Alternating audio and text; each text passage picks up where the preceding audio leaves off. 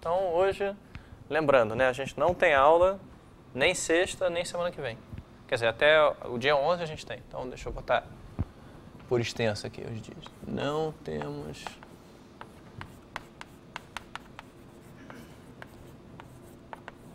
Vamos lá.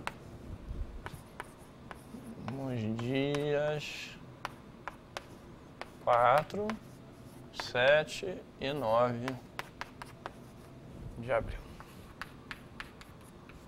Esse é um bom momento para vocês aproveitarem e fazerem a lista, que já está no site, para quem não sabe.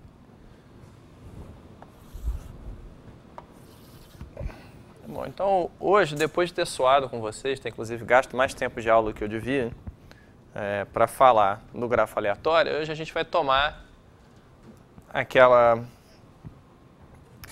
construção como dada, aquela busca em profundidade no grafo aleatório como dada, eu vou reescrevê-lo aqui, tá certo? E a gente vai usar o fato, então, de que assim como no caso do processo de ramificação, a gente enxergava um passeio aleatório, um passo independente, né, quando andava ao longo da árvore, aqui a gente vai usar o fato que a gente vê passeio aleatório com passos que não são bem independentes, mas são parecidos uns com os outros. E a gente vai, então...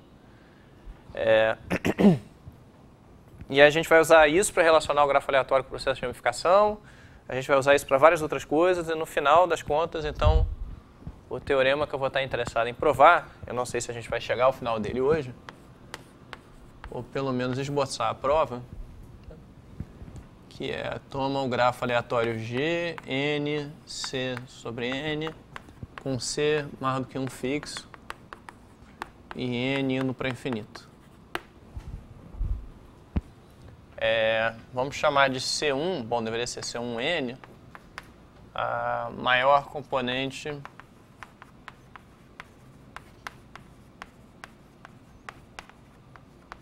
conexa de GNP. Então, repara que eu fixei C maior do que 1 aqui. Eu vou dizer algumas palavras sobre o C menor do que 1. E o C igual a 1 é um caso muito mais complicado que a gente vai falar depois. Mas isso aqui é a maior componente conexa. C2N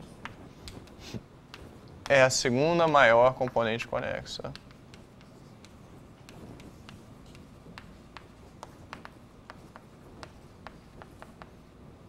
Bom, de GNP. Então,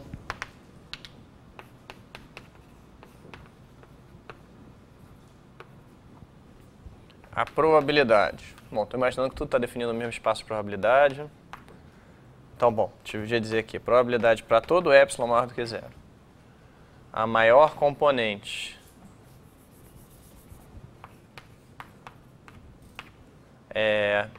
se você normalizar, né? Qual o número de elementos dela, menos ρ de C, e C menor do que epsilon, e C2N. Bom, para todo epsilon, está faltando alguma coisa aí, que é, bom, H log N, essa probabilidade vai para 1, onde H é uma constante.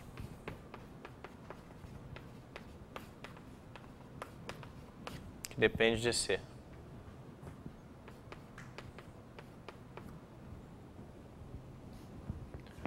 E, bom, quem é o ρ, né? O ρ é a probabilidade de um processo de Galton-Watson com distribuição Poisson com parâmetro C dos filhos explodir, ter número infinito de nascimentos. Essa probabilidade a gente sabe que é maior do que 0. Bom, tudo aqui a gente vai repassar ao longo da prova. Então, isso está dizendo basicamente o seguinte, a maior componente conexa ela tem da ordem de ρ de C vezes N elementos. De fato, ela é ρ de C vezes N, mais ou menos epsilon vezes N elementos, com probabilidade muito alta. E a segunda maior componente conexa tem da ordem de log N elementos. Bom, H é uma constante que depende de C aqui. De fato, dá para caracterizar aquela constante também. A gente vai falar um pouquinho disso, mas não vai gastar muito tempo com isso. O mais interessante, pelo menos para mim, é que a primeira componente é tem uma fração positiva dos vértices e a segunda componente é muito, muito, muito menor. Tá certo? Isso é um fenômeno que sobrevive em modelos mais gerais do que esse, inclusive. E a gente também vai falar disso mais adiante. E bom, isso aqui, o que é isso? Né? A gente está falando Poisson C, aquela variável aleatória que é a distribuição Poisson com média C. Nem importa muito o que é Poisson agora, importa só que C é maior do que 1. Então, o número médio de filhos nesse processo aqui é maior do que 1. A gente sabe já que um processo de ramificação com número médio de filhos maior do que 1, ele explode com probabilidade positiva. Então, esse ρ de C é um número positivo.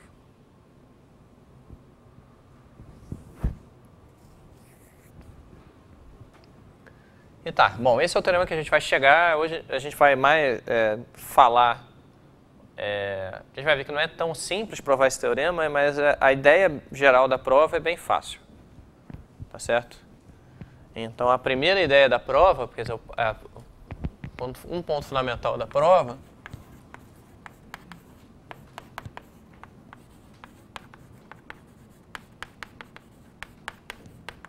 é aquela busca em profundidade, né? Você partir do vértice, tentar descobrir quem é a componente conexa dele. E eu vou mais fazer o desenho que qualquer coisa aqui. A gente tem aquele bom, partindo de V, fazemos busca em profundidade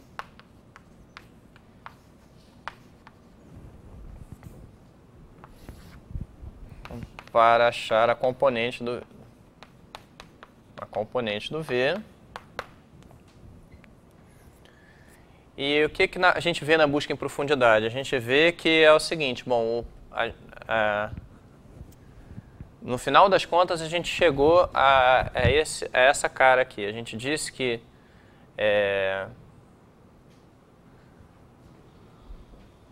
bom, deixa eu lembrar, eu tenho que lembrar mesmo como é que faz. A gente tinha E0 vazio, A0 igual ao V sozinho, e aí depois a gente tem se AT é vazio, né? Isso aqui para qualquer passo posterior, né? Se o AT é vazio, então o ET mais 1 é o ET, e o AT mais 1 é vazio também. Se não, e aí eu vou resumir, passe o elemento de mais à esquerda, mais à direita, perdão, de AT pro conjunto ET mais 1, né? Quer dizer, então o ET mais 1 ele vai ser exatamente o ET mais esse cara aí. Então, vamos dizer, para ficar compatível a notação, vamos dizer, passe o cara, usando essa palavra matemática super precisa, cara, né? Então esse cara ele vai passar para o ET mais 1. E aí você tem mais uma coisa que é adicione a direita de A os vizinhos do cara que não estão em ET união AT. Ou seja, o AT mais 1 vai ser o AT, aí, aqui eu estou abusando bastante da notação, né? Menos o cara, você tirou o cara lá para a posição mais à direita, e aí você completa aqui com os vizinhos. Mais vizinhos. Bom, já que eu estou abusando, eu boto sinal de mais, faço qualquer coisa aqui. Isso é para lembrar a gente do que estava sendo feito. E aí, quais foram os fatos fundamentais que a gente viu, tá certo? Bom, o primeiro é... Bom, a gente definiu aquelas variáveis assim, ΔT, que era o tamanho... Vizinhos não vistos. Os vizinhos que não estão aqui. Vizinhos que... Bom, vou botar que não estão. Aonde? Bom, tá aqui em cima. Vizinho que não estão parece ser aquele cara que você bate na porta dele e diz, olha, não estou em casa não. É, tudo bem. Não é isso, não é essa a ideia, vocês entenderam, né? Bom, aí a gente vê aquelas variáveis que diziam quanto muda o tamanho dessa fila. A gente definiu uma outra variável que era tipo um tempo de parada, que é o ínfimo dos t's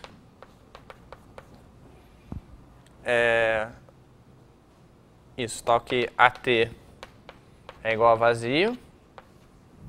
Tá certo? E aí a gente falou já como é que é a distribuição dos ΔTs. Bom, tinha umas observações a fazer, né? Uma era que o tamanho do ET é igual a T. 2, que o tamanho do AT é igual a 1 mais a soma dos ΔTs até o T menos 1. Tá certo? O ET é sempre igual a T porque você começa com 0 elementos e vai adicionando 1 a cada passo. O AT é essa soma, 1 mais essa soma. O 3, que o tal é o ínfimo dos t's, tal que essa soma aqui é igual a menos 1. E 4, bom, tem mais uma observação que a gente vai botar aqui que a gente ainda não fez, que eu acho que eu mencionei rapidinho, mas é bom a gente deixar marcado aqui. 4 é que a distribuição do ΔT condicionada ao passado, né? Ela é uma binomial, aí é aquela história que a gente gastou tanto tempo provando, né? O ΔT você está pegando arestas novas, né? Elas não são arestas que você não viu, né? Quer dizer, aqui no tempo t você tem um ET, tem um AT, qualquer aresta que tem uma ponta aqui, você já viu, já checou. Mas agora, para achar o AT mais 1, você só está vendo arestas que tem ponta aqui. Essas arestas você ainda não viu. Aquela história que você está buscando caras novos, então vai chegar uma coisa que é independente do que tinha antes, né? Quer dizer, ou quase independente. Mas é n menos 1 menos t menos a soma. Aqui é ΔI, né? Bom, eu tenho que dar um nome para esse número aqui, peraí. N menos LT C sobre N, onde LT é igual a 1 mais a soma dos deltas mais T. Oi? Passado também inclui o que aconteceu no tempo T? Porque essa nota aqui isso aqui é meio que em virtude da anotação que a gente está falando, né? O passado bom, botar aqui para ser então dar uma anotação mais precisa, né? Botar aqui até tempo t. Condicionalmente o que aconteceu ao tempo t, o incremento para o tempo t mais 1 é isso.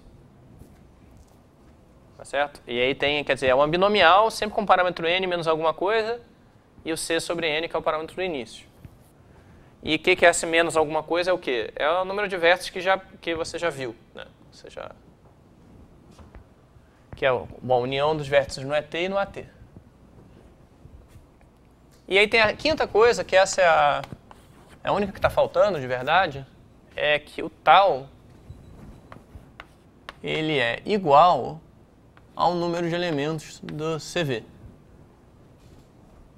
Essa é a coisa menos óbvia, talvez, mas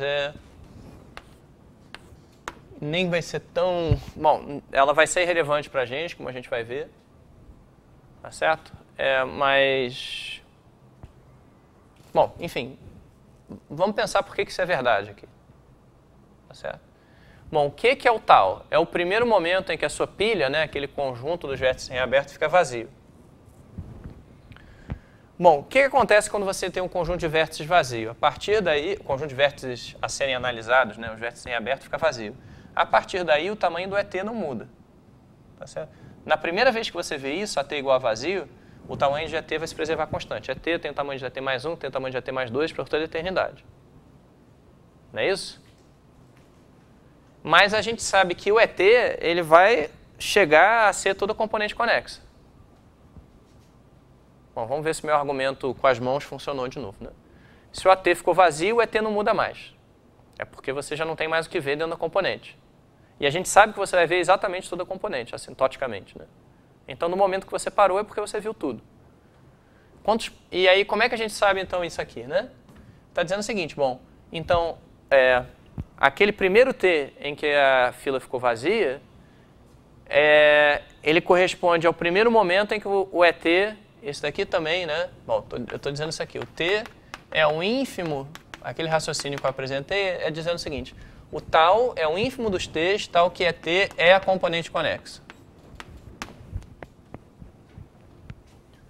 Porque a gente sabe que isso vai ser verdade para algum T, e a partir desse valor tal aqui, o ET não muda mais.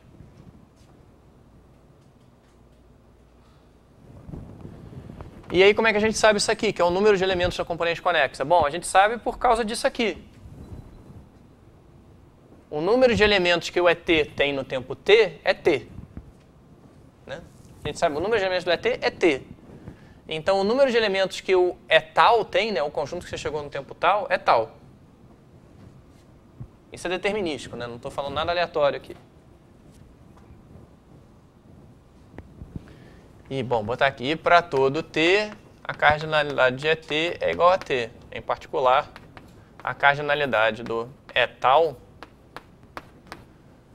que é igual à cardinalidade do CV, é exatamente o tal. No caso, é t mais para t menor que tal, né? Sim. Para todo t menor do que tal. Isso está errado aqui, inclusive. Todo t menor ou igual a tal. Obrigado.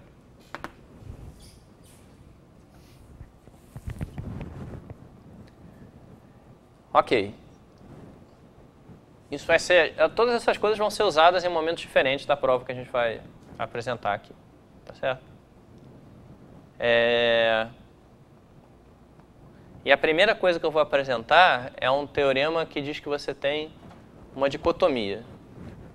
É uma coisa que começa aí nessa direção aqui, que diz o seguinte, ainda não relaciona o nosso processo lá com o processo de ramificação, é um teorema que diz a seguinte coisa, você nunca vai ter uma componente conexa com tamanho entre h log n e, sei lá, por exemplo, raiz de n, alguma coisa assim. Nunca, quer dizer, nunca nesse sentido assintótico aqui, né? A probabilidade disso ocorrer quando ele tende a zero quando ele vai para infinito. Bom, deixa eu enunciar esse lema aí.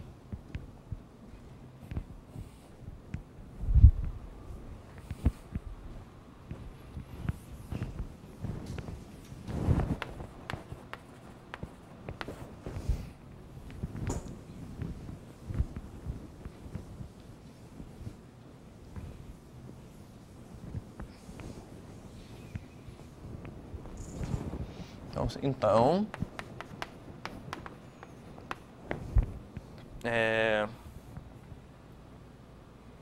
deixa eu só, peraí, eu tenho que fazer uma conta aqui.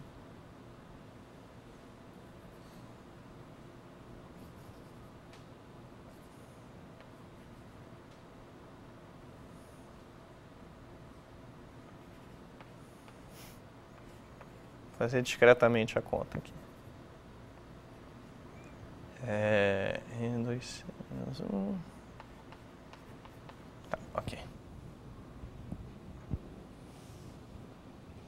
Então,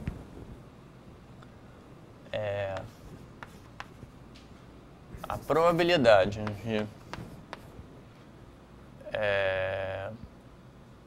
existir V pertencente a... Bom, existe um H maior do que zero, um H que depende só de C, tal que para a probabilidade de existir um V cuja componente conexa tem tamanho entre H log N e N elevado a 2/3, essa probabilidade aqui, ela vai para zero.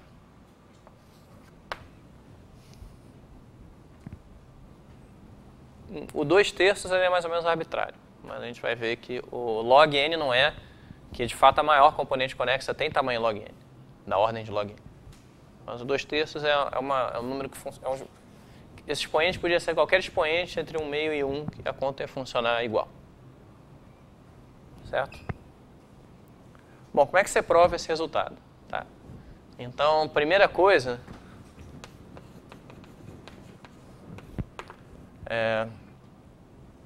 Vocês já perceberam uma coisa estranha na vida? Assim, toda vez que você faz um curso de probabilidade, tem uma hora que você tem um evento que é super complicado, e aí você diz, bom, esse evento complicado é a união de eventos que são um pouco mais simples. Então eu vou dizer, a probabilidade da união é menor ou igual à soma das probabilidades, né? Assim, você não sabe, provavelmente essa conta perde muito, ela, né, você está pegando eventos super dependentes, de repente um está atrapalhando o outro a acontecer, são vários eventos ruins, mas um atrapalha o outro de acontecer, então em princípio podia ser, considerando a coisa globalmente, se tivesse uma cota muito melhor. Mas no nosso caso a gente só está interessado que essa probabilidade vá para zero. Tá? Então eu vou fazer uma coisa bem simples, eu vou dizer que esse evento aqui, essa probabilidade que a gente quer calcular, ela é no máximo a soma em V da probabilidade da componente do V, está nesse intervalo H log N, N 2/3,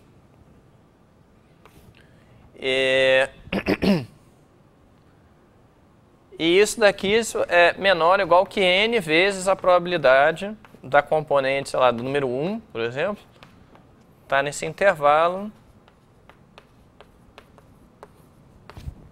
porque afinal esse modelo é completamente simétrico, né? Na verdade, a probabilidade do 1 está numa componente de um certo tamanho, a probabilidade do 2 está, do 3 está, do 4 está, do 5 está. Diga. Entendi o que você falou aquela hora que... Bom, o teorema diz que tem uma componente que tem o tamanho H log de N. E aí parece que esse lema está dizendo... Não, que tem o tamanho... Tudo bem. Pode botar... o teorema diz que tem uma componente do tamanho H til log de N para algum H til. Não, isso é um outro teorema que a gente não vai provar. Eu só vou provar que a segunda componente tem tamanho no máximo H log de N. Tá? Eu não vou provar que o tamanho é uma coisa da ordem de N, mas estou dizendo, se eu quisesse botar aqui, por exemplo, ter uma componente com tamanho entre 2 e N elevado a 2/3, um número, uma constante aqui, não ia funcionar. Porque a gente sabe, no final das contas, que tem uma componente de tamanho log de N. O que eu quis dizer foi que esse extremo do intervalo é mais ou menos arbitrário, podia botar uma outra função de N aqui, constando que ela crescesse mais rápido que N ao quadrado e mais devagar do que N. E aqui eu podia botar também qualquer coisa log N ou superior, mas não inferior. Foi só isso que eu disse.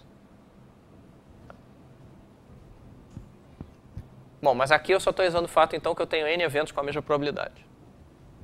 Então o que eu quero é achar uma cota para essa probabilidade que vá para zero mais rápido do que 1 sobre N. Bom, como é que a gente acha uma cota para essa probabilidade?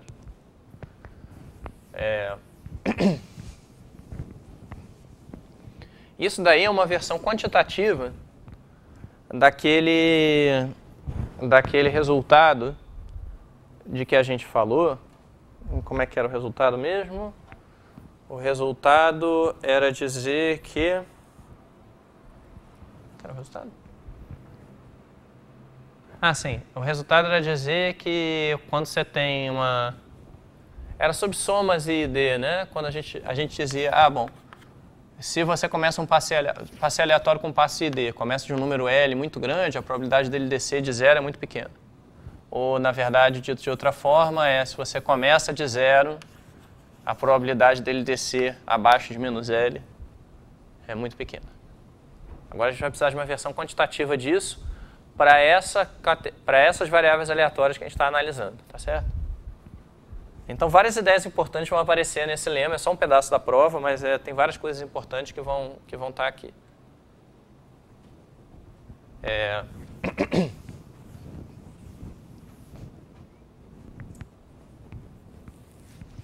Bom, como é que a gente vai fazer isso? Né? Quais são as ideias para achar essa cota que a gente quer?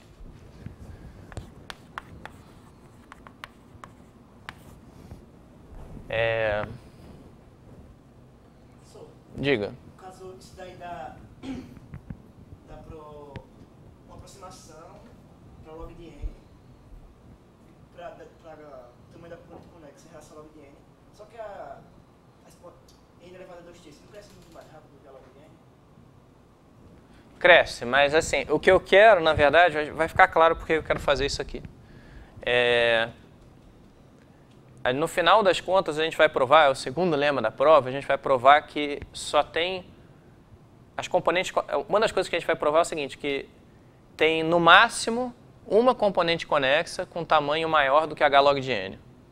Então tem um monte de componentes com tamanho menor do que h log de n, mas só vai ter uma com tamanho, no máximo uma com tamanho maior do que h log de n. Isso tudo, quando eu digo só vai ter uma, é com probabilidade indo para 1 quando n for para infinito. Tá certo? Então, esse intervalo aqui, por enquanto, eu só estou interessado em dizer, bom, tem um certo conjunto de possíveis valores do tamanho de uma componente que é proibido. Ninguém vai cair lá com probabilidade, que a probabilidade de alguém ter um valor caindo lá vai para zero quando n vai para infinito. Então, esse conjunto é proibido nesse sentido. E depois a gente vai provar coisas mais fortes a partir daí. Não sei se eu respondi a sua pergunta, porque eu não sei se eu entendi a pergunta, na verdade, mas... Tá. Diga.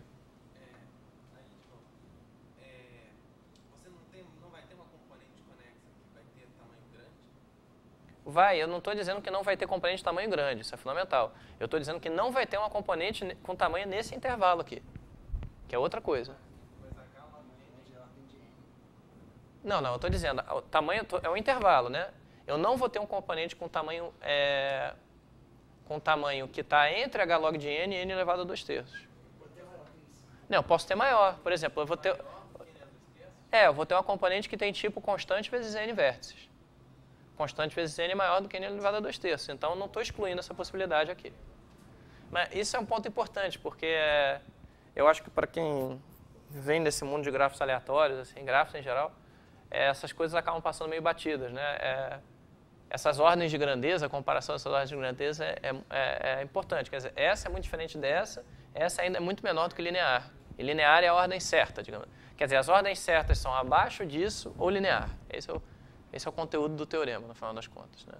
As ordens que você vai enxergar, com probabilidade indo para 1 quando ele for para infinito, é a ordem linear e a ordem log n. No máximo, log n. Tá. Então, como é que a gente vai fazer isso? Tá? Bom, o primeiro ponto é o seguinte, olha só. Tem essa ideia que é dominação estocástica. Bom, o que é isso?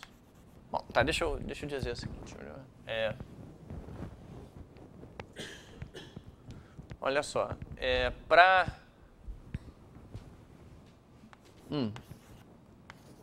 se LT é maior, vamos considerar várias possibilidades aqui que a gente consegue excluir logo de cara, tá certo? Esse evento aqui, existe um T, tal que LT é maior do que n elevado a 2/3, ele está contido no complemento desse evento. Tá, agora eu estou fixando o vértice v igual a 1 aqui, tá certo? Então, LT é o quê? É essa variável que me conta quantos vértices eu já vi até o tempo t. Né? Essa variável aqui é exatamente o tamanho do conjunto de vértices explorados, união conjunto de vértices abertos. Tá certo?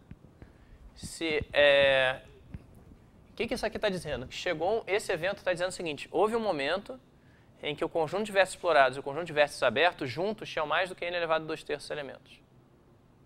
Eu afirmo que esse evento aqui, bom, prefiro dizer isso em português por algum motivo, exclui a ocorrência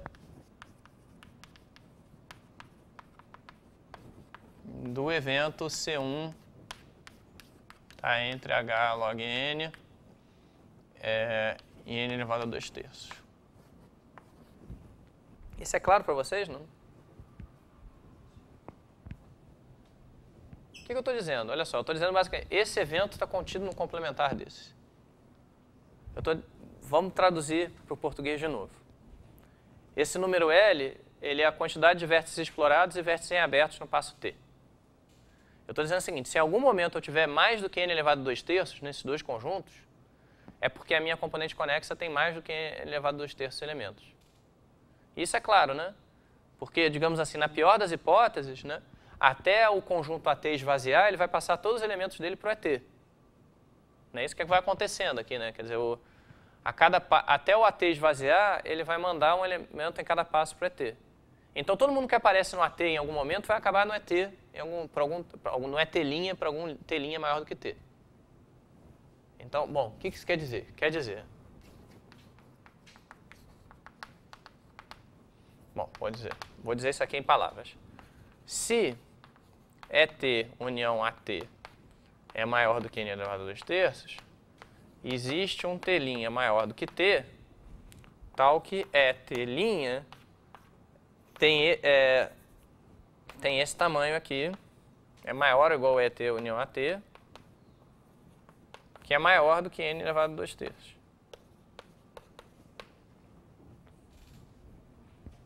Tá certo? Além de... porque... Bom, tá. Por que eu não vou botar? Além disso, você tem que esse tal linha necessariamente é menor do que o tal. Ou seja, o primeiro tempo menor ou igual ao tal.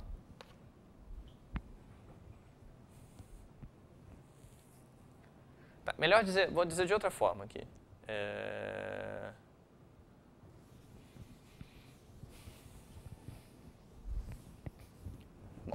Vamos dar um argumento um pouquinho melhor.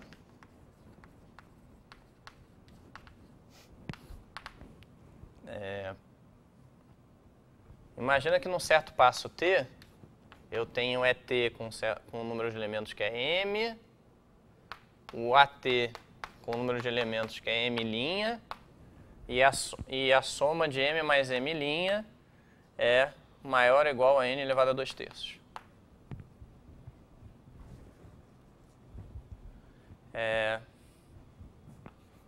Afirmamos que o tal ele vai ser maior do que T mais M'. Bom, de fato, estou botando uma coisa redundante aqui, né? Eu sei que esse conjunto vai ter T elementos.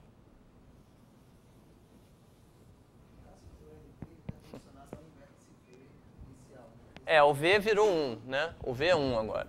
Eu estou explorando a partir do vértice 1. Então, eu estou dizendo o seguinte. Se você tem num determinado momento T, o ET tem T elementos, o AT tem M' elementos, e T mais M' é maior ou igual a n elevado a 2/3. Veja que são necessários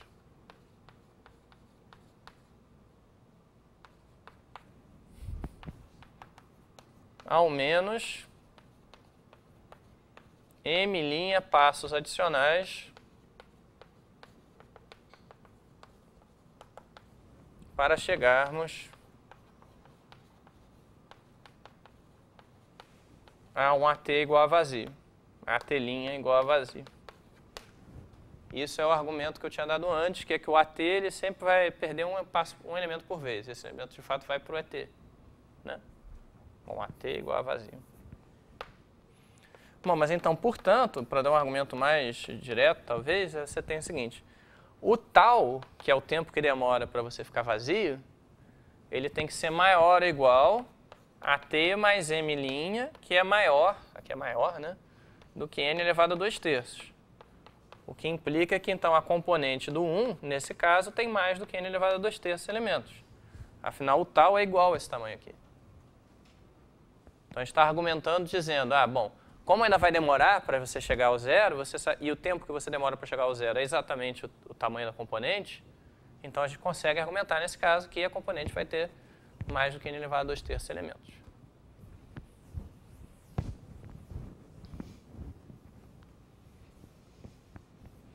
Agora eu vou estar interessado, então, eu estou interessado em olhar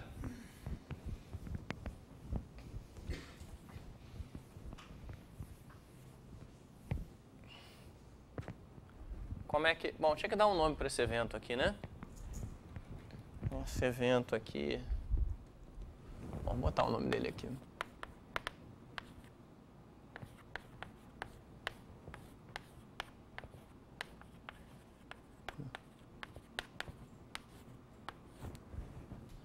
Meu orientador de doutorado não hesitaria em chamar isso aqui de evento bad. Cara bem americano. That's the bad event, and you want to show that the bad event has probability, whatever. Mas esse é o evento mau. O mundo da combinatória probabilística é um mundo maniqueísta. Todo mundo gosta de evento bom e evento mau.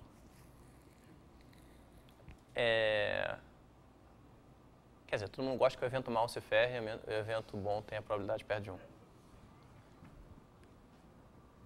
Tá, então essa é uma coisa aí, tá certo? Então agora, por que isso é importante, tá certo? Eu estou dizendo o seguinte, quando o evento ruim ocorre, é necessariamente verdade que os valores de L de T se mantêm baixos ao longo do processo inteiro. O que isso significa? Significa que os deltas, eles são binomiais, com parâmetro n menos alguma coisa que é desprezível perto de n. Tá certo? n elevado a 2/3 é bem menor do que n. Né? É n menos alguma coisa desprezível perto de n, com um parâmetro p que é sempre o mesmo. Por que isso é importante? Porque aqui tem uma outra coisa que é difícil da gente fazer, né? Quer dizer, eu falei, é muito difícil a gente lidar com uniões de eventos quando a gente não entende as correlações entre os eventos. Então, o que a gente faz? A gente diz que a probabilidade da união é, no máximo, a soma das probabilidades. Agora, outra coisa que a gente vai fazer é muito difícil lidar com variáveis aleatórias que tem uma dependência grande entre elas, né? Para saber a distribuição do ΔT exata, eu tenho que olhar os valores de todos os deltas anteriores. Isso é uma coisa muito complexa, em princípio. E o que eu vou usar é um argumento que passa ao largo disso. Esse argumento vai dizer o seguinte, que, no fundo, eu posso fingir, para propósito de calcular a probabilidade do B, eu posso fingir que esse número LT aqui ele é sempre n elevado a 2/3, e, em algum sentido, é o pior caso. Quer dizer, o que é o evento ruim? Ele vai nos exigir, digamos assim, que... O que é o evento ruim? Né? O evento em que você, aquele seu passeio aleatório, né, a soma dos ΔTs, sobrevive por um tempo e de repente cai. De repente cai antes de você chegar a um tempo linear em n aqui. Cai antes do tempo n 2/3. E aí eu vou dizer o seguinte, olha só. Se eu substituo o LT por alguma coisa maior do que LT, eu estou tornando mais fácil o processo cair. Eu estou diminuindo a média dessa variável aleatória. Eu não sei se isso ficou claro, mas vai ficar claro, eu espero. Eu estou dizendo, de novo, eu estou dizendo o seguinte. Imagina que ao invés de tomar ΔTs que tem esse comportamento, eu tomo ΔTs que tem a média menor do que isso aqui. São binomiais com a média menor do que isso aqui. É intuitivamente claro que esse processo vai ter mais chance de cair do que o meu processo original. Não é isso? Imagina um passeio aleatório que tem chance 2/3 de andar para cima e 1/3 de andar para baixo. Ele tem uma certa chance de chegar a 0. Agora imagina que eu boto a chance dele... ao invés de 2/3 ou 1/3, eu boto 1 meio mais epsilon, 1 meio menos epsilon. Esse passeio tem mais facilidade de ir para baixo. Né? Não é isso? Ele tem menos viés para cima. A gente vai usar esse tipo de ideia para analisar esse processo aqui. Porque, na verdade, o que acontece aqui é o seguinte. Aqui não isso aqui é a distribuição do ΔT mais 1, né? Isso é importante. Esse processo aqui, então, ele é um... bom, vamos ver o que a gente vai fazer aqui, então. Tá. Bom, então, ponto 1 nos diz que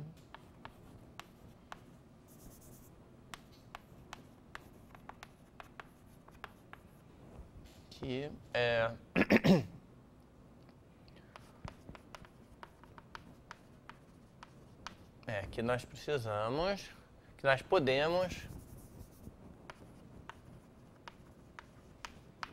imaginar. Bom, essa é a intuição, tá? Que quando B ocorre, a gente tem que LT é menor ou igual a n elevado a 2/3 e n menos LT é basicamente igual a n para todo t.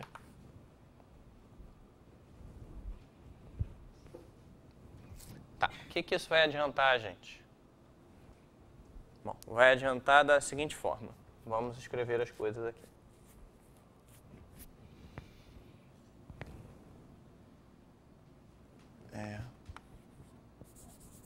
Bom, eu vou enunciar um ponto 2, que é mais fácil de provar do que o ponto 1, que é esse aqui. Para todo t,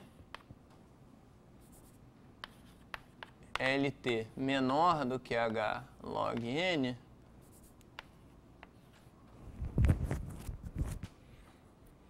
também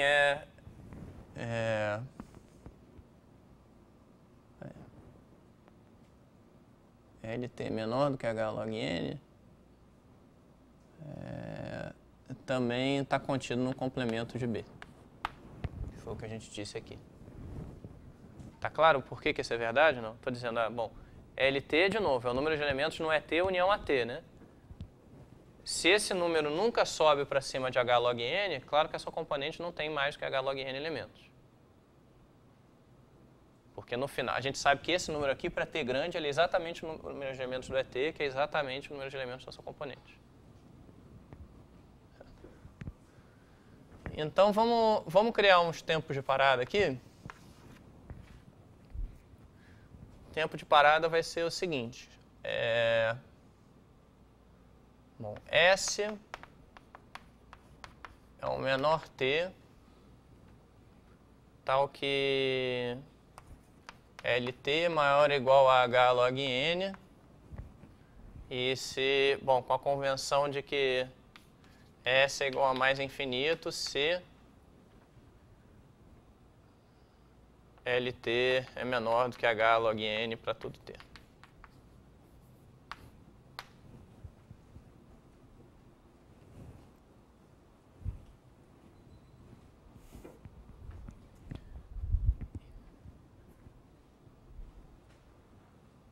E eu quero agora dizer o seguinte. Deixa eu botar isso para cá.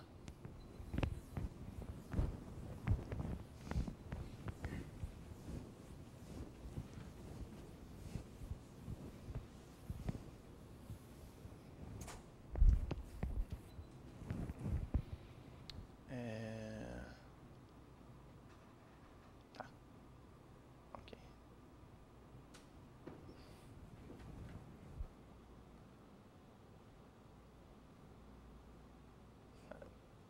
Bom, então eu vou dizer o seguinte, eu vou calcular a probabilidade do B escrevendo essa soma aqui.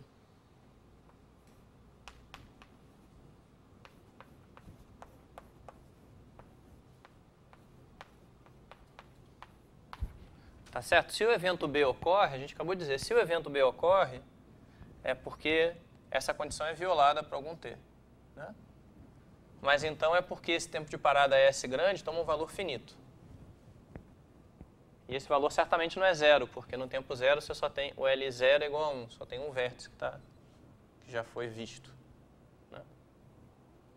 Então, tudo que está escrito aqui é que o evento B está contido no evento S finito. Isso é exatamente o ponto 2 ali em cima.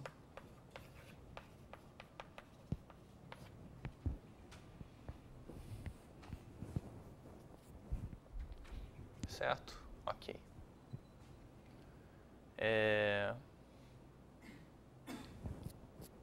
Tá.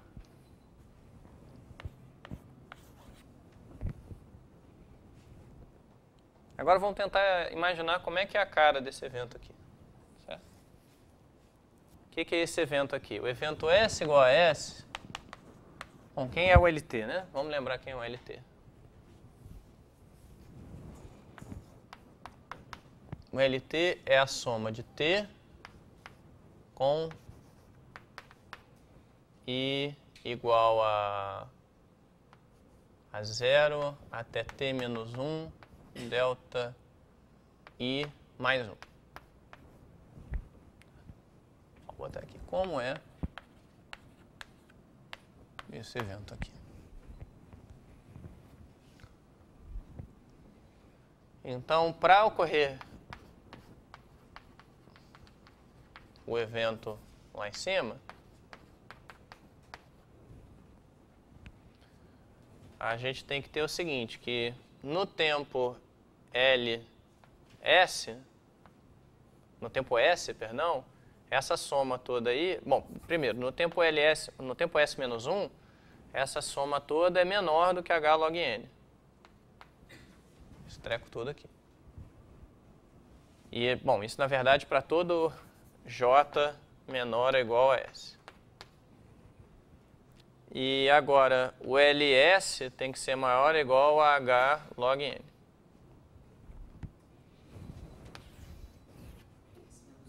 Oi? Para todo J menor ou igual a S menos 1. Obrigado. E o que eu quero chegar agora? Eu quero dizer o seguinte. Vamos...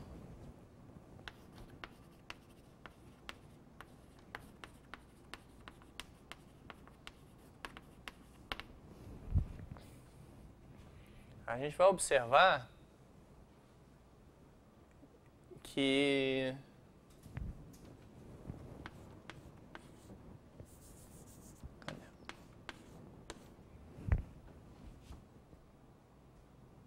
bom, tá. O que eu estou querendo chegar agora? Eu já escrevi o evento e eu quero dizer o seguinte, que a partir daí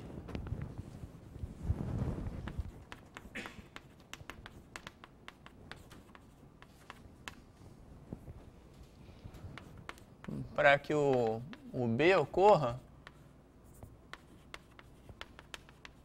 é necessário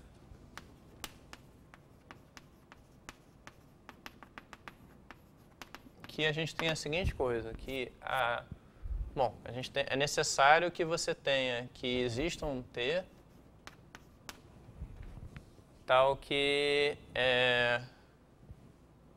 o LT, não, perdão, que eu estou falando, isso, que exista um T maior do que S, que seja menor do que N elevado a 2/3, tal que LT é igual a T menos 1. A T, perdão.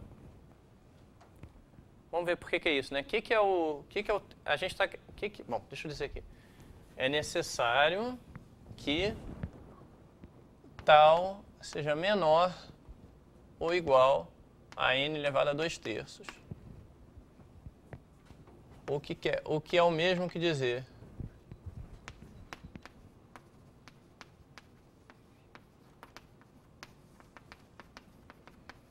que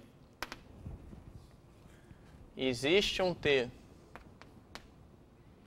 menor ou igual a N elevado a 2/3, tal que L de T é igual a T. O que é o tal? O tal é o momento em que essa soma fica igual a menos 1.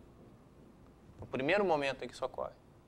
Então, para que o tal seja menor ou igual que esse valor, tem que acontecer isso que eu estou escrevendo aqui. Isso é claro, escuro? Bom, isso é a mesma coisa que pedir que a soma dos ΔI seja igual a menos 1, que é a maneira que a gente definiu o tal. É o primeiro momento que o AT fica vazio. Bom, tá, LT igual a AT, que é a mesma coisa que isso aqui. Porque o LT é a soma disso com isso. E o que isso quer dizer? Bom, a gente já fixou o LT, a gente sabe que ele é igual ao LS, mas, né, quer dizer, o que muda quando você passa de LS para LT, né? Esse valor aumenta e essa soma aumenta, você ganha termos novos nela. Então, ele é o LS mais T menos S, mais soma de I igual a 0, de I igual a T a S, até T menos 1 de ΔI, e é isso que você quer que seja igual a T. Tá certo? E o que você... Bom, vamos lá. Eu falei já de tempo de parada, né? A ideia de tempo de parada vai ser essencial aqui. Embora eu não tenha dito explicitamente por que ainda, então eu estou dizendo, precisamos que... Vou escrever de novo aqui. Que LT menos LS seja igual a T menos LS. Isso quer dizer, a diferença entre esses dois caras é T menos S mais a soma de I igual a S até T menos 1 ΔI seja igual a T menos LS e e o que? É isso, né? Ok. E esse valor aqui, bom, a gente sabe que o LS, ele é maior ou igual que H log N. Então, isso aqui é menor ou igual que T menos H log N. E agora eu vai passar um S para lá, um S para cá, toda uma coisa. Isso, vai ficar S. Soma de I igual a S elevado a T menos 1. Delta I menor ou igual que S menos H log N.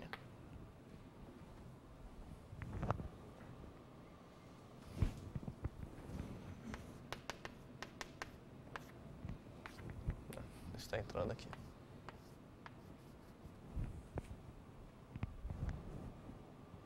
Então vamos tentar de novo entender o que isso está falando, né? Isso daí está nos dizendo que, basicamente, para ocorrer, né, uma vez que ocorre o evento S grande igual a S pequeno, para ocorrer essa catástrofe que a gente está considerando aí, a gente precisa que exista um T menor ou igual a N elevado a 2/3, tal que tudo isso aqui ocorra. Bom, o que eu estou dizendo? Eu estou dizendo aqui a conclusão é que o evento, a probabilidade de B interseção S igual a S, e agora prestem atenção, que é essa probabilidade é igual à probabilidade do S ser igual a S grande, vezes a probabilidade da soma de I igual a S até T menos 1, delta I, ser menor ou igual que S menos log H log N.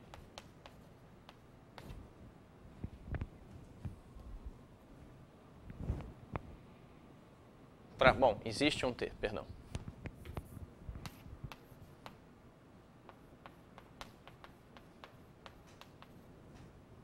Tá dando para ler alguma coisa aqui, não?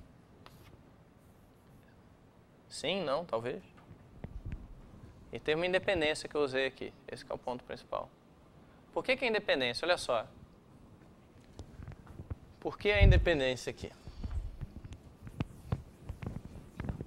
E essa é a ideia do tempo de parada em ação.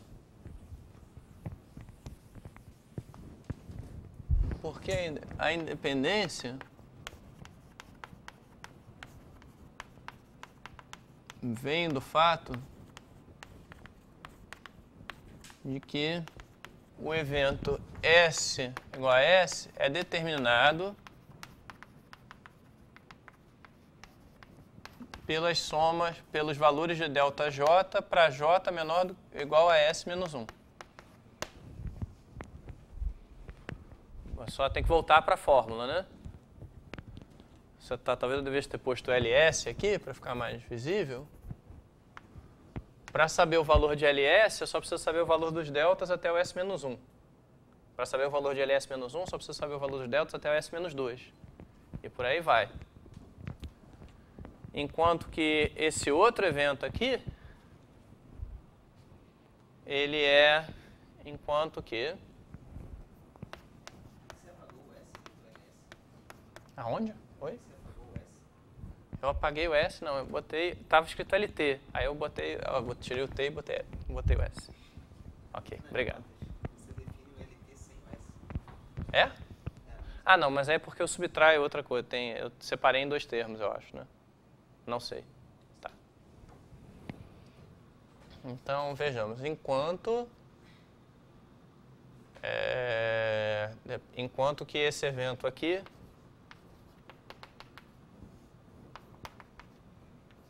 Ah, não, mas eu estou fazendo independência antes da hora ainda. Não estou falando besteira aqui. Não, a independência não vem de lugar nenhum. Estou fazendo besteira aqui. que ainda tem que dar o argumento de dominação estocástica, que é um pedaço importante disso aqui. Eu tenho a impressão que eu estou mais enrolado do que eu já estava no curso do Conrado no passado para fazer as coisas aqui. E aí, novamente, eu me lembrei da câmera no momento inoportuno. Não, mas é porque o que eu estou querendo... tá, ainda tem um passo de dominação estocástica aqui que vai ser fundamental para a gente.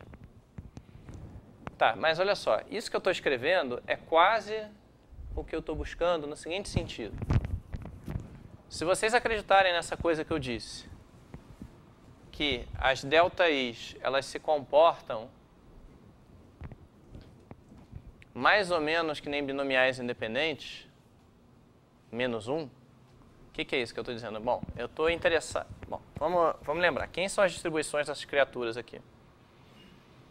A distribuição dessa criatura aqui é binomial n menos li, vírgula c sobre n menos 1, né? Quer dizer, dizendo, tá, é uma variável binomial subtraindo 1. Se vocês acreditarem em mim que esse li não importa muito, eu aqui teria uma soma de variáveis aleatórias i e d, que não depende mais do passado, do que aconteceu com o processo até o s menos 1. E isso seria a independência que eu estou buscando, mas eu ainda não tenho isso. Então agora eu quero dizer o seguinte, qual é... Tá, vejamos. Tá.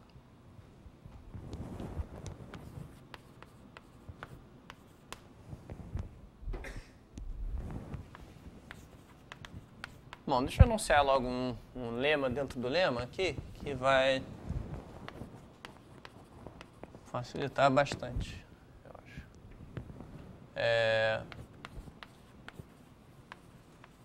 Podemos definir em um mesmo espaço de probabilidade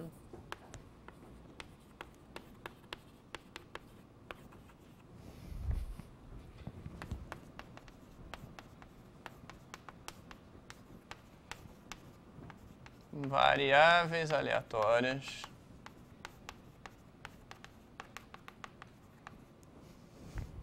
que eu vou chamar de BIs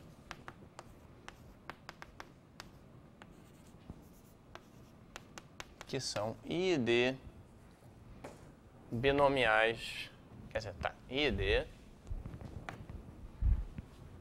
tal que 1 mais BI tem a distribuição que é binomial com parâmetro n menos n elevado a 2/3 c sobre n e tais que... Bom, B é um mau nome, né? Que tem um evento B também, então tem que mudar esse nome aqui. XI. E tais que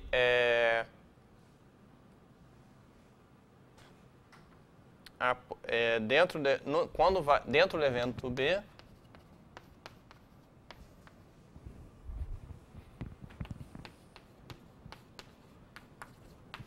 a gente tem que xi é menor ou igual a ΔI para todo I menor ou igual a tal.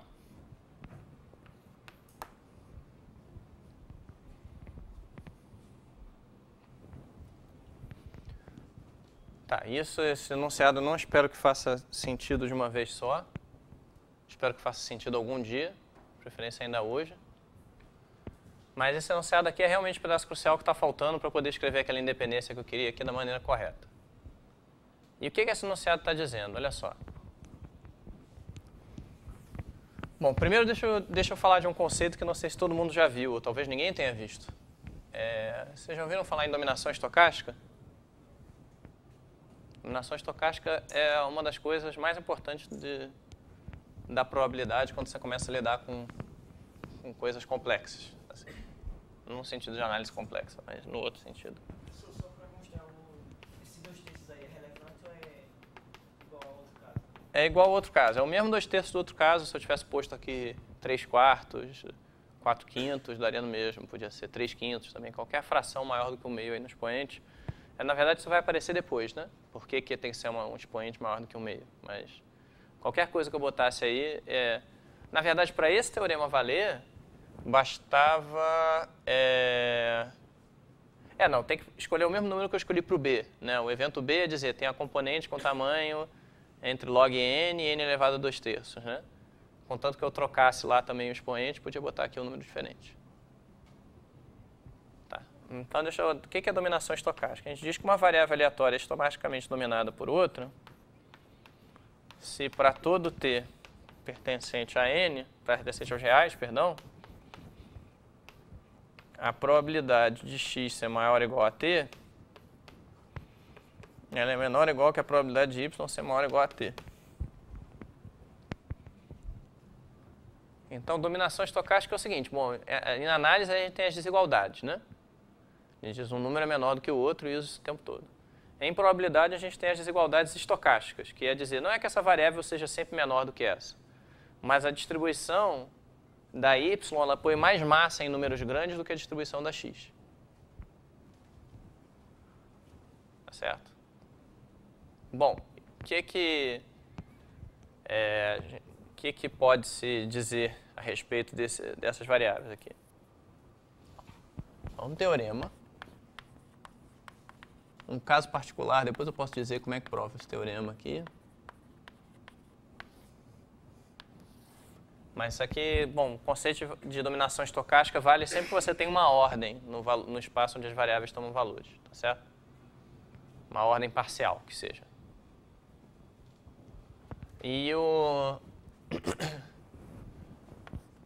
Bom, na verdade, como vários conceitos de probabilidade, isso é um conceito a respeito das medidas, né? A medida, a lei, a distribuição da x é dominada pela distribuição da y. Mas nesse caso particular, a gente tem esse resultado que é fácil de provar. Se e somente se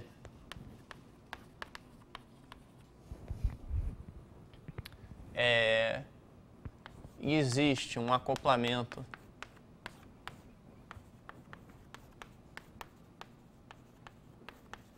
de x e y tal que x é menor, x é menor ou igual a y quase certamente.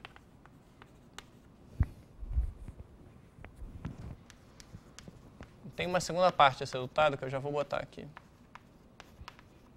que é a que a gente vai usar. Então, dominação estocástica quer dizer que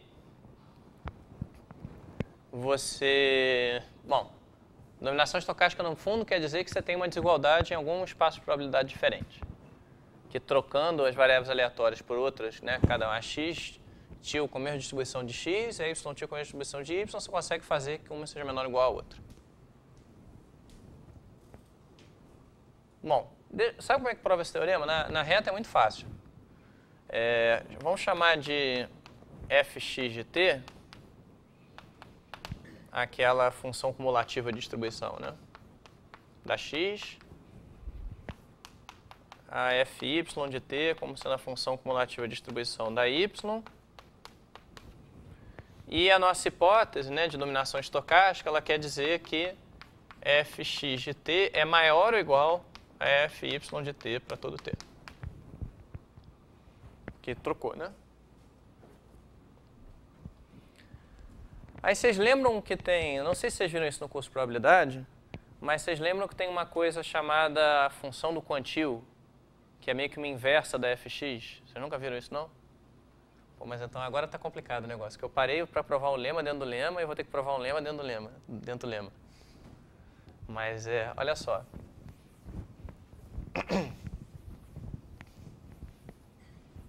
Então eu vou botar mais como exercício aqui. E o exercício é o seguinte, olha só, tem essa fx menos 1, que é uma função de 0, 1 em R, que associa a cada númerozinho aqui U, um ínfimo dos t reais, tais que fx de t é maior do que U.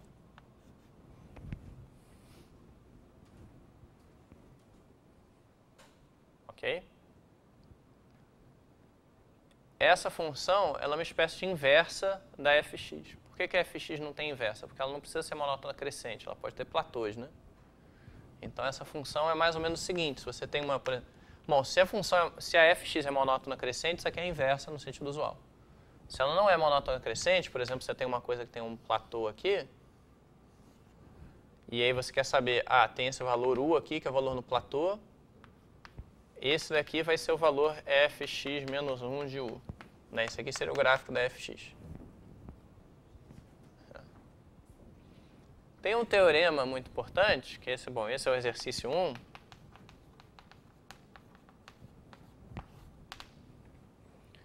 Que é o seguinte, que se você pega uma variável aleatória uniforme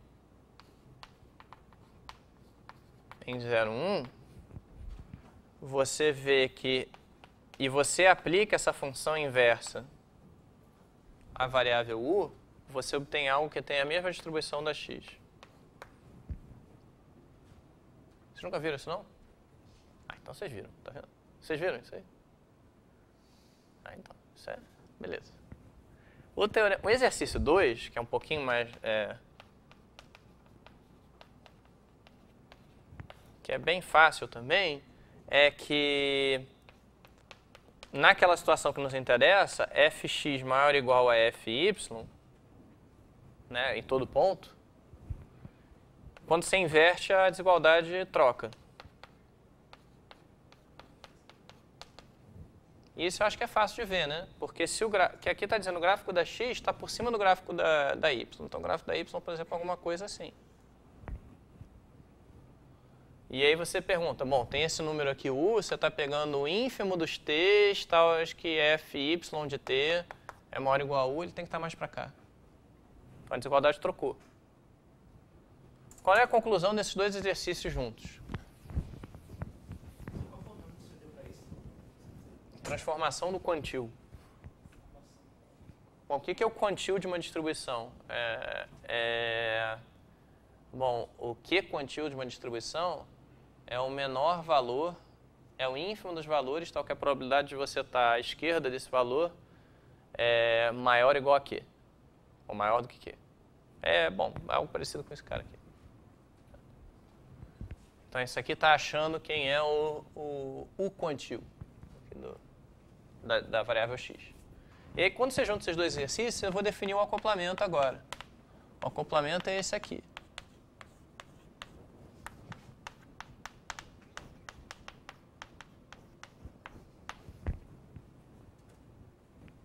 A gente tem, então, que x-til tem a distribuição da x, y-til tem a distribuição da y. Esse é o exercício 1. E, além disso, você tem que x-til é menor ou igual a y-til pelo exercício 2. Você está calculando a mesma função, quer dizer, duas funções, essa aqui é menor ou igual a essa, no mesmo ponto. Né? Então, as coisas funcionam. Eu estou provando o teorema, quer dizer, estou dando esboço de prova do teorema. Na verdade, a gente vai precisar de um fato um pouco mais forte que esse teorema, que é dizer o seguinte. Para os nossos propósitos, é interessante não só dizer que existe um acoplamento em algum lugar, mas que existe um acoplamento no espaço de probabilidade que a gente tem um controle, que é o espaço onde o grafo aleatório está definido. Talvez enriquecendo esse espaço um pouquinho. Como é que a gente faz isso? Então, aqui você diria assim, de fato, se existe uma U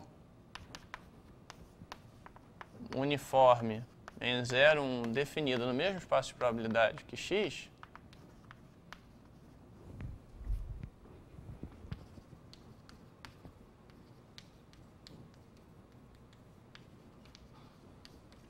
então existe uma função psi mensurável de, de R2 em R mensurável, tal que psi de xu, vou botar aqui, psi de xu tem a distribuição da y e psi de xu é maior ou igual a x. O que esse teorema está dizendo? Olha só, a primeira parte do teorema, que é a parte que eu provei aqui, ela diz o seguinte. Ela diz que se você tem um par de variáveis em que uma domina a outra, se em algum lugar você consegue traduzir essa dominação por uma desigualdade de verdade, uma desigualdade que você enxerga pontualmente. Tá certo? A gente até achou esse lugar aqui, quer dizer, a gente disse, me dá um espaço que tem uma variável aleatória uniforme. Dentro desse espaço eu construo uma variável com a mesma distribuição da x, outra variável com a mesma distribuição da y, e ela satisfaz essa desigualdade em todo ponto, não em nenhum sentido estocástico, é uma coisa pontual.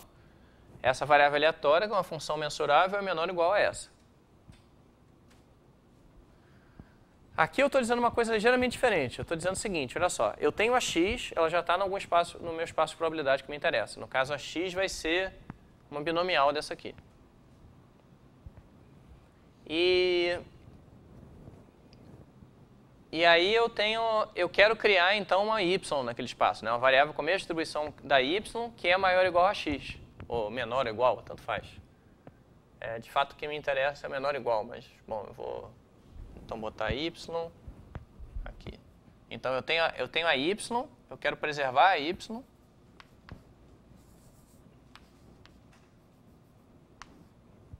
Então, aqui vai ser psi y igual a x. Então, aqui, quer dizer, a que está por cima, a ideia é que essa binomial ela vai ser menor do que ΔI, tá certo? Então, como é que eu vou fazer isso? No meu espaço já está definida a ΔI, eu já sei que ela é binomial. E o que eu vou fazer agora? Eu vou dizer, se você me der mais uma variável aleatória uniforme, independente disso aí, eu consigo te construir a variável que domina essa aqui por baixo, que está dominada por essa aqui por baixo. Isso é mais um teorema que te diz em que espaço de probabilidade você precisa trabalhar para construir esse acoplamento que faz isso aqui, né? Eu estou dizendo, pode ser no mesmo espaço de probabilidade que você já está, contanto que você tenha uma variável uniforme independente de tudo sobrando. Bom, por que isso é importante? Eu vou falar uma coisa que não deve surpreender a ninguém, que é a seguinte,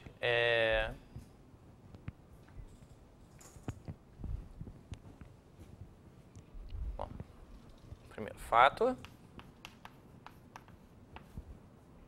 Se você tem um número A menor ou igual a B, e tanto A quanto B são naturais, isso implica que a binomial com parâmetro AP é dominada estocasticamente pela binomial com parâmetro BP para todo P em 0, 1. Vocês acreditam nesse teorema, não? Eu estou dizendo, estou jogando moedas independentes com a probabilidade de P de dar cara. Se eu jogar 10 moedas, eu vou ter menos caras do que se eu jogar 11 moedas. E eu vou ter menos caras se eu jogar 12 e por aí vai. Então isso aqui de fato é quase uma prova da dominação estocástica aqui. Esse teorema na verdade é C e somente C, né? Se você tem um acoplamento que satisfaz isso, então você tem essa dominação estocástica aqui de graça. Isso não estou dizendo porque é verdade, mas é verdade. Bom, isso não é difícil de provar. É só porque quando você tem um acoplamento, o evento da variável aleatória x til ser maior do que t está contido no evento da y til ser maior do que t. Diga. Quando você fala acoplamento, quer dizer o quê? Variáveis aleatórias que têm a mesma lei? É um par, né, em que a x til tem a distribuição da x e a y til tem a distribuição da y. E o par x til e y til definido num único espaço de probabilidade. Não, cada uma isoladamente. A graça do acoplamento é que, dadas as distribuições marginais, né, essa aqui é a distribuição marginal da x aqui, a distribuição marginal da y aqui. Mas isso não especifica a distribuição do par. Então você tem infinitas escolhas. Você pode fazer um par independente, você pode fazer um par que satisfaça isso aqui, você pode fazer várias outras coisas. Então acoplamento bom, deixa eu botar isso aqui porque é importante. Na realidade, seria um acoplamento de duas medidas, né? Você tem uma medida mu sobre, sei lá, um espaço qualquer aí. Você tem uma medida nu sobre θ 2, G2, um acoplamento de mu e nu, é um par Z mu, Z nu, de variáveis aleatórias definidas no mesmo espaço de probabilidade, né?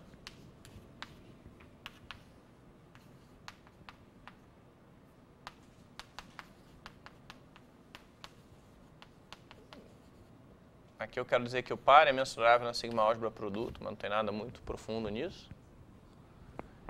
Tais que, bom, então você quer que a distribuição marginal seja o que você quer. Então,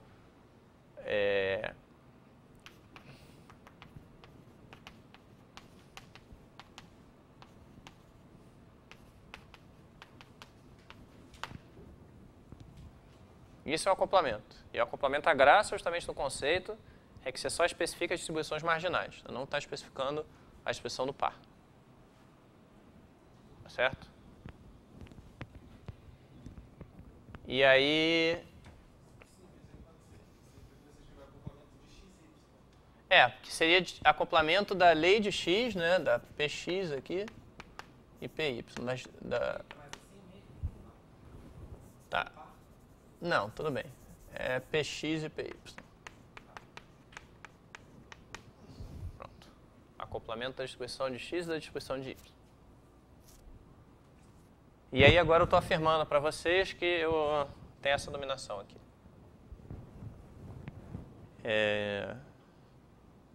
Tá. E uma consequência do teorema anterior é o seguinte.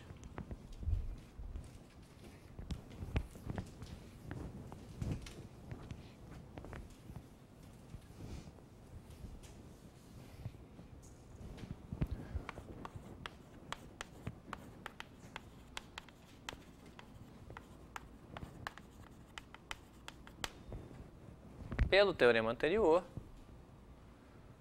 você tem o seguinte, que para todo A menor ou igual a B, existe uma função psi-AB de R2, ou poderia ser N2 no caso, em N, bom, desculpa, perdão, aqui é R2 mesmo, poderia ser aqui N, tal que se U é uniforme em 0,1. Você tem uma M que é binomial com parâmetros B e P e U independente de M, então se o M é menor ou igual a B, menor ou igual a M quase certamente, e a distribuição dessa criatura aqui é binomial com parâmetro AP. O que eu estou dizendo aqui então? Você me dá um espaço de probabilidade onde tem uma binomial com BP e uma uniforme independente dela. O que eu te digo é que nesse mesmo espaço de probabilidade você consegue construir uma binomial AP que é menor ou igual a binomial BP que você já tinha antes. Isso no caso de variáveis que tomam valores inteiros é até bem simples de fazer.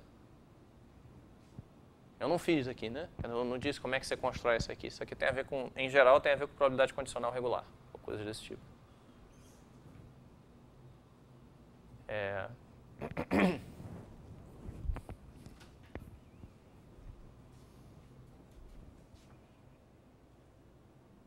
Tá.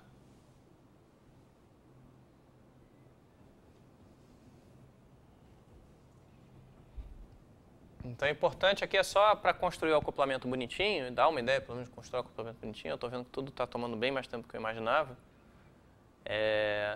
Como é que a gente vai construir esse acoplamento aí? Tá certo?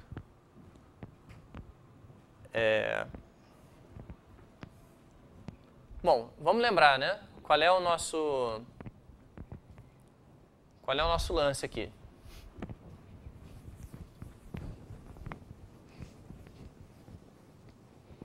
O nosso lance aqui é que a gente sabe que a ΔT condicionada ao processo até o tempo t, né? Lembra que a ΔT é incremento para o t mais 1, né? Foi aquela pergunta do Lucas. A gente sabe o que essa variável aleatória é. A gente sabe que ela é uma binomial com parâmetro n menos lt c sobre n. Certo? Agora, eu quero dizer o seguinte. Eu vou definir a xt da maneira que eu tenho que definir, na verdade. O que eu quero que a xt satisfaça? Eu quero que a xt... Bom, eu vou imaginar que eu botei no meu espaço de probabilidade umas variáveis uniformes independentes do grafo aleatório. Que eu preciso dessas uniformes para construir meu acoplamento. Então, aí, bom, e aí eu vou construir esse meu acoplamento aos poucos, tá certo? Então, vamos começar, bom, vamos começar com o tempo zero aqui, que é o mais bom. Delta zero eu sei que é binomial com parâmetro n menos 1, p, ou c sobre n. A x0 eu quero que seja binomial, quer dizer, delta zero mais 1, né?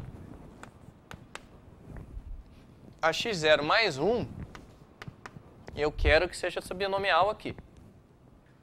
De que maneira eu consigo uma binomial dessa a partir de uma binomial que tem a média maior, né? Que tem esse valor maior? Usando aquela função maluca que eu acabei de definir. Então, essa aqui é uma definição que é... Bom, perdão. É psi de n menos n elevado a 2/3. Aqui eu devia arredondar alguma coisa, né? Porque esse número não é inteiro. Né? Enfim. Problema que eu acho até que é melhor ignorar, mas eu não vou ignorar. Pronto. De 1 mais delta zero, o zero. Gastei um uniforme para gerar x0 com a distribuição que eu quero. Oi? Você não provou o lema, né? Você está provando o lema agora. Não, esse lema aqui eu estou provando agora. Estou dizendo como é que você faz a construção. Você não está usando que elas são, que uma é estocasticamente do... Não, isso aqui eu não provei. Isso aqui eu não provei. Essa psi aí, mas você está assumindo no teorema de que elas já são estocasticamente dominadas. Não, o que eu estou supondo aqui, eu estou dizendo o seguinte, olha só. Eu sei isso aqui. É um fato que se aumentar o número de moedas, a variável aumenta na ordem estocástica. Disso e do teorema de Strassen, que eu enunciei antes, com esse adendo da psi que existe, blá, blá, blá, blá, blá, pelo teorema anterior, como há dominação estocástica, então, para qualquer escolha de A a B, existe uma função determinística que transforma... bom, aqui a ordem está errada, né? Mas tudo bem. Ali eu acho que eu botei certo. Que transforma um binomial P, BP e um uniforme em uma binomial AP, que é dominada no sentido mais normal, né? Quer dizer, que é cotada superiormente pela M. Certo? Então, isso vai me permitir fazer o primeiro passo dessa construção aqui, que é que, dada delta zero, eu construo x0. Eu peguei, aqui eu tinha n menos 1, queria passar para n menos n elevado a 2/3. Foi isso. Você está usando a volta do teorema, né? Você quer provar que uma relação estocástica. Não, eu quero... Você está usando a psi para concluir. Você quer concluir que elas são... Isso, no fundo eu quero dizer que essa sequência aqui, o que eu quero dizer é um pouquinho mais complicado que isso, mas é dizer que dentro desse meu teorema aqui, quer dizer, dentro desse meu evento B, as minhas ΔI são cotadas por baixo, né, dominadas por baixo por essas binomiais que têm todas a mesma média. Meu objetivo é esse. Isso, isso, Tá certo. Agora eu vou imaginar que tudo está feito aqui. Aí o que eu vou ter aqui? Vou chegar no passo T, de T para T mais 1. né? Aí eu sei que eu tenho essa variável aqui condicionalmente ao passado.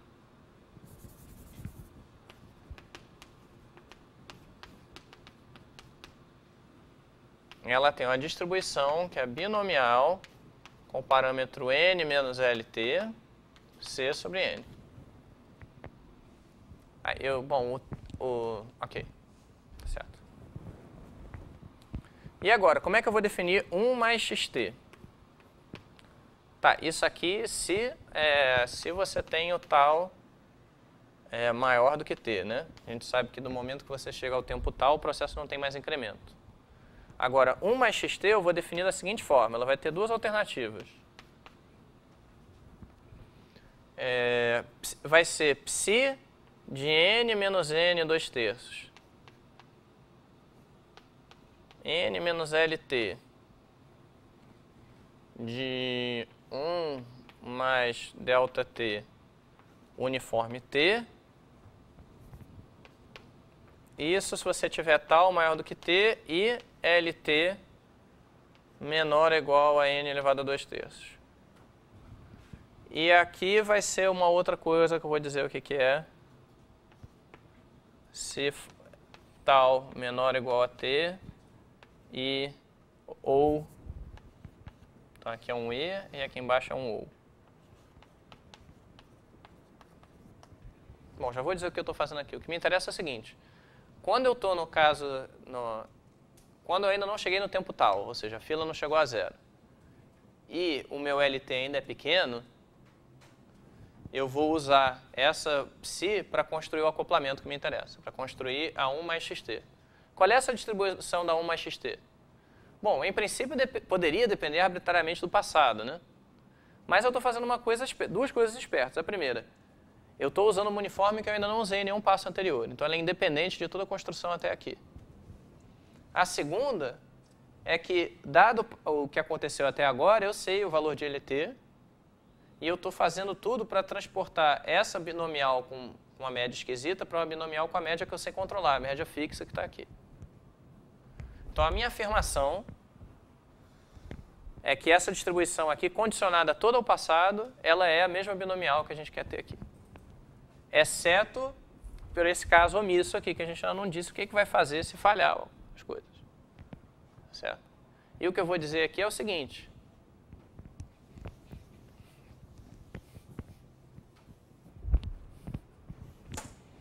No caso, ponto de interrogação, eu vou dizer use o t para gerar uma binomial n menos n elevado a 2/3 Cn.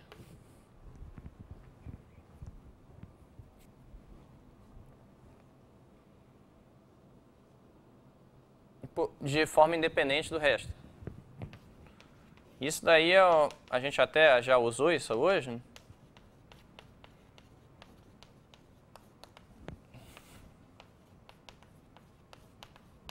Que quando você tem uma variável aleatória uniforme, você gera uma variável aleatória com a distribuição que você quiser. A gente usou isso aqui, né? A transformação do quantio aqui. No caso discreto é até mais fácil, né? Você quer que a sua variável tome, por exemplo, valor 0 com probabilidade P0, valor 1 com probabilidade P1. Você divide o intervalo 0, 1 em pedaços de tamanho P0 e P1, diz se a uniforme cair aqui eu dou 0, se a uniforme cair aqui eu dou 1. Então isso aqui é sempre possível, você gerar uma variável aleatória com a distribuição do jeito que você quiser. E aí o que eu estou dizendo é o seguinte, no momento que uma dessas duas condições é violada, não me importa como é que você constrói a xt. Por exemplo, constrói do jeito que você quiser. Porque o que o teorema pede é que isso daqui valha dentro do evento B até o tempo tal. E dentro do evento B, a gente sabe que essa condição aqui é sempre respeitada, LT menor ou igual a n 2/3, se for naqueles pontos que a gente provou. E bom, e aqui até o tempo tal tá valendo. Tá certo? Quer dizer, aqui é menor do que tal, né? Quando chega tal já não dá, quando chega tal essa aqui já é 0. É menor do que tal mesmo. Tá, e deixa eu só, antes de terminar a aula, mais uma aula que demorou mais do que eu pensava, bom, enfim. Deixa eu dizer como é que a gente vai usar isso.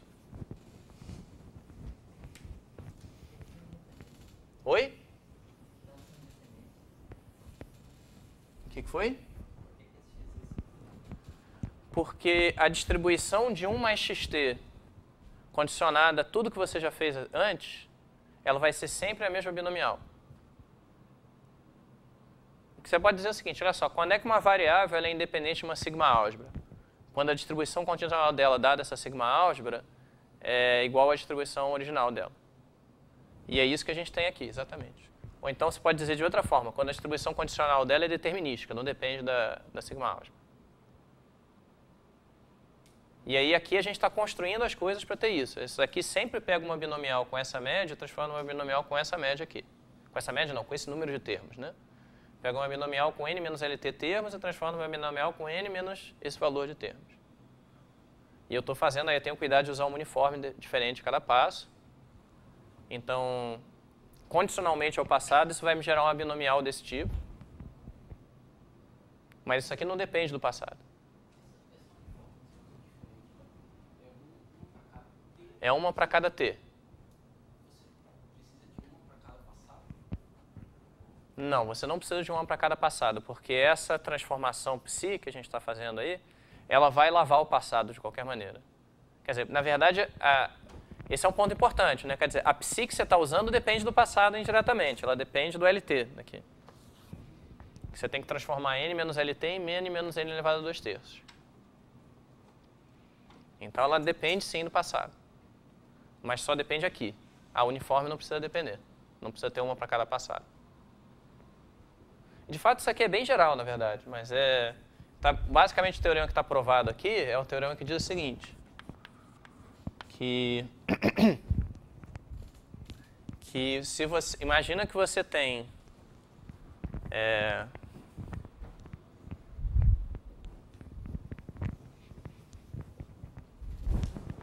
uma filtração aqui, FT.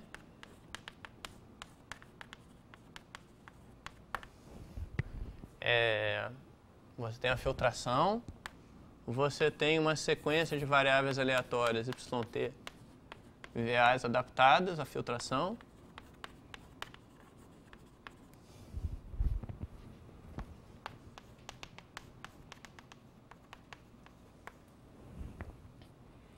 E, bom, aqui está provado aqui entre aspas, né? Seguindo esse mesmo esquema de prova com mais sofisticação de teoria de medida e tudo mais.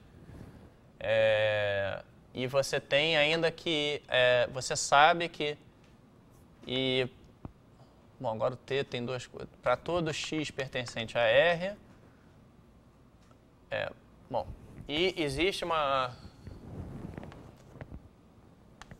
e a distribuição de yt condicionada a ft-1, ela domina estocasticamente uma distribuição mu-t que é determinística, né? Ou seja, não depende que não é aleatória. E existe uma sequência mu-t, tal que isso aqui ocorre, tá certo? Ou dentro de um certo evento que eu vou determinar aqui. Tal que bom, existe um evento bt-1 pertencente a sigma-álgebra ft-1, tal que a distribuição de yt, bom, dizer assim, a probabilidade de yt maior ou igual a x, dado ft-1, ela é maior ou igual que mu-t de x mais infinito, ou você está dizendo a distribuição da y domina mu. Bom, isso tudo aqui depende do ômega, né? Para todo ômega pertencente a bt-1. Então está dizendo, se esse evento ocorre, você sabe que a distribuição da y domina mu-t. Então, você pode, num espaço de probabilidade enriquecido, talvez um pouco maior do que esse aqui, o produto desse espaço de probabilidade, com o produto em que tem um espaço em que tem infinitas uniformes, alguma coisa assim.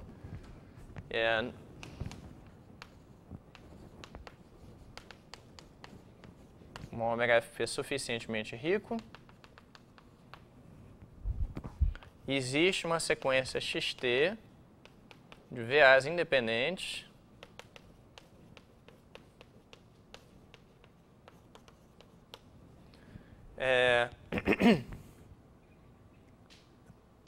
Tal que cada xt tem a distribuição μt e você tem xt menor ou igual a yt na interseção desses eventos i igual a 0 até t menos 1 bi. É um pouco mais complicado que o nosso caso aqui, bem mais complicado, mas é um resultado bem geral que diz, se você sabe que a distribuição da y é tipicamente maior, né, estocasticamente, do que uma certa medida fixa, ou das y, né, tem uma sequência de medidas fixas, e você sabe que tipicamente a distribuição das y é maior do que essa aqui, a distribuição condicional das y. Então você consegue uma sequência independente que limita a y por baixo dentro desses eventos aí. É um teorema bem geral, quer dizer, eu não sei se alguém consegue gravar esse enunciado, eu tenho que pensar nele de novo toda vez que eu vou falar, mas é um princípio geral, né, que se as suas variáveis sempre dominam uma sequência independente, né, uma sequência de medidas iguais, por exemplo, então você consegue realizar isso. E se elas dominam fora de um evento, então dentro do evento você consegue realizar isso. Esse é o ponto. Tá. E aí, deixa eu dizer só o que vai acontecer. Como no final das contas, né, a gente vai estar interessado em eventos do tipo, aquele evento que eu escrevi antes.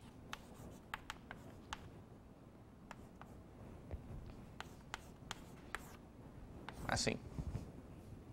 Condicionado a alguma coisa. Passado, sabe? E aí a gente pode pegar esses eventos aqui, essas probabilidades vão ser menores ou iguais do que as probabilidades correspondentes das x.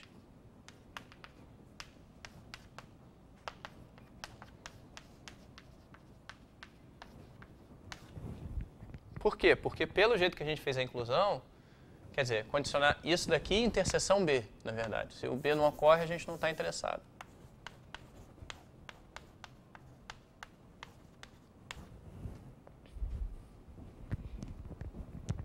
Então a gente vai dizer que, bom, esse evento aqui, ele é no máximo esse.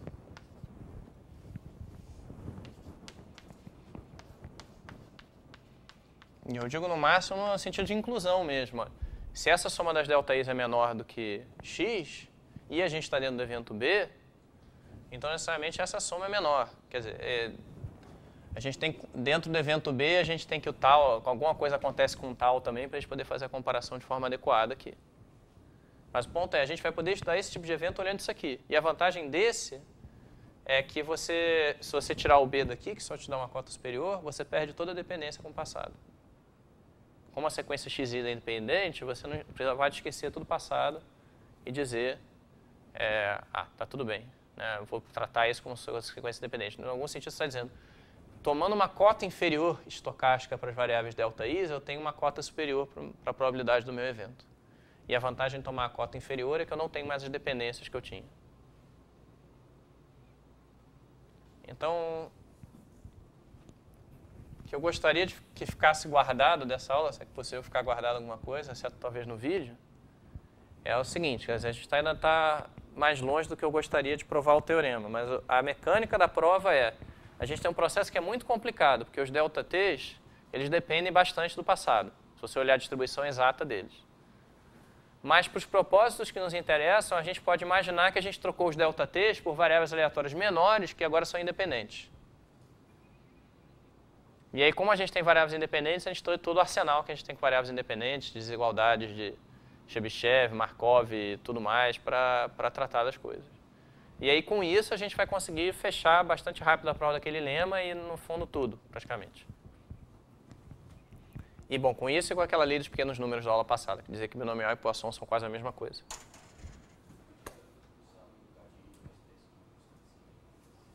Oi? Podia usar epsilon vezes n, podia. Mas, no final das contas, não vai dar diferença nenhuma. Assim, vai ser... qualquer coisa que fosse sublinear em n, e maior do que raiz de n, maior expoente do que raiz de n. Né? N elevado, qualquer coisa entre n elevado a 1 meio mais epsilon. E epsilon vezes n funcionaria. Você não pode chegar em constante vezes n, porque a gente sabe que vai ter uma constante, eu digo uma constante grande vezes n, porque a gente sabe que vai ter uma componente com esse número de vezes. Bom, obrigado.